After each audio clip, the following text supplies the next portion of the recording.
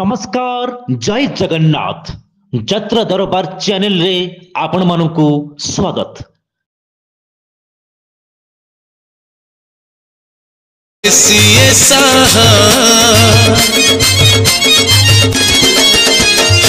एमिति का ठाकुराणी सीए घरे घरे तार ना सारा जगतर भक्त पाई होई थाए सीए साहा जेते विपदरे पड़िथिले डाकी देले बरुणी विपदरु मुक्ति मिली जाए सीए एका दयामयी निसंतान थिले रे ता शरण पशिले पुरी बोलो कोड़ पुरी बोलो